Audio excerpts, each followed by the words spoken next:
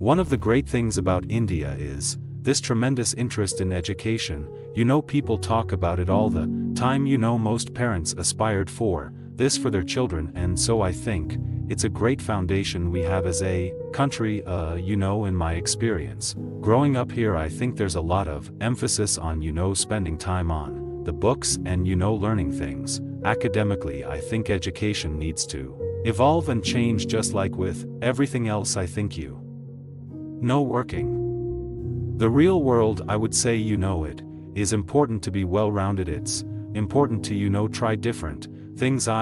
Take some risks. I would encourage people to follow their passions a little bit more. All the great things about the Indian educational system, I think there's a lot of pressure to follow set lanes throughout your career. You're in high school, you're thinking about college. I get surprised people start preparing for IIT in their 8th grades, and that's a bit shocking to me. I hope as people are approaching things, they are really taking the time to doing things, understanding things deeper, learning by doing things. And I think it's important to remember it's a long road. Setbacks actually don't matter. I think a lot of times when I was younger, people would say, this person didn't get into this college or something, and that's the end of the road. Life is so different from that. Keep your hopes, keep your dreams, and try to follow them. And I think most of how life plays out is up to you, not up to what happens outside of you.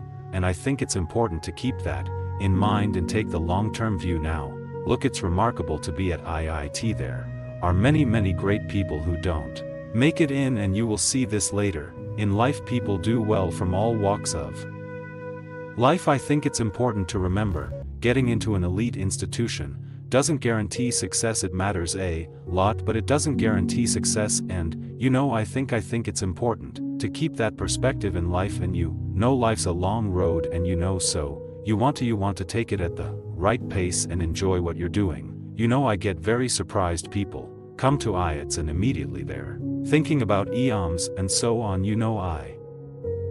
I think it's important to get real world experience. And if you take the US, for example, at a place like Stanford, most students don't choose their majors till their final year. So people explore different things and find what they're really passionate about. So I think those are all good things to aspire to. I think I would like to see people value creativity, value experience of doing things, taking risks, and academics is important, but it is not as important as it's also made out to be. Had I stayed the course in graduate school, I probably have a PhD today, which would have made my parents really proud, but I might have missed the opportunity to bring the benefits of technology to so many others, and I certainly wouldn't be standing here speaking to you as Google CEO.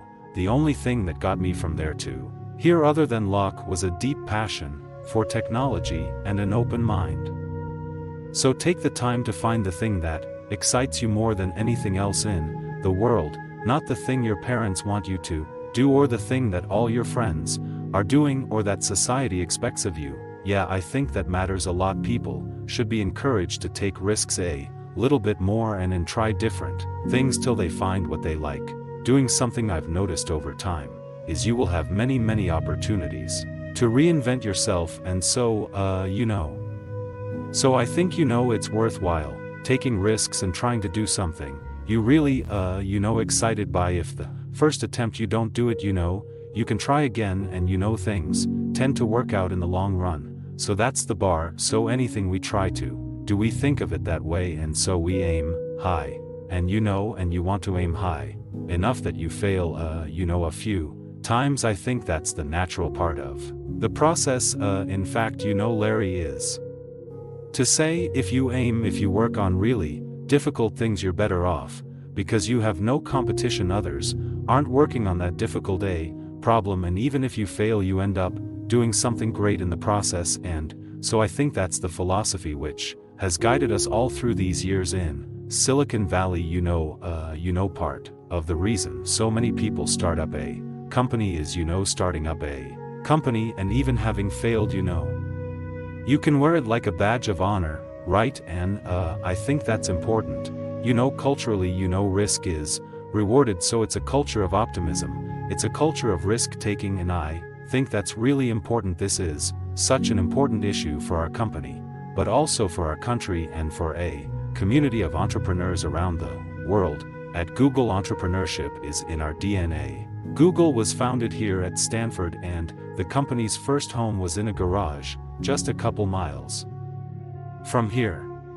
Like many of you in the audience are founders who are two young people with a vision of a better future, a better way, and they decided to follow their dreams. When I see entrepreneurs here, they seem no different to me than the kind of people I meet in the valley. So, intrinsically, I think India can do the same kinds of things, and the one good thing about India is I think there's always been whenever India I used to walk around and go to some remote corner and find a tea stall, always felt that there is an entrepreneur there somewhere who saw that opportunity. So I think that streak has always existed. I think part of the problem is in India, the potential is there and the market is developing. I think it'll take a few more years for it to fully realize the potential, and some absolutely confident of it. I think there's a timing issue, but I think we are growing well as a country. I think we need to stare at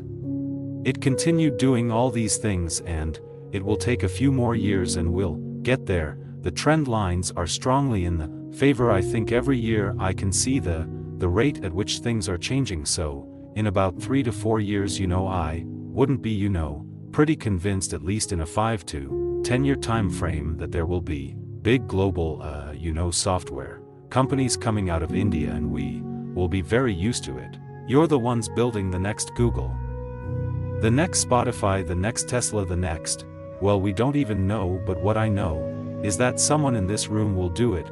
One revolutionary idea, one brilliant invention can unleash other entrepreneurs to revolutionize industries in ways you can never predict. I remember reading about that and thinking it's the idea that matters. It didn't matter where you come from or what your background is. I felt welcomed and embraced. People didn't care where I came from, only my ideas and hard work matter. I'm not alone. I know how much hard work it takes to pursue a dream of building a business, the long hours, time away from family, the rejection, the ideas are brilliant that just don't seem to catch on.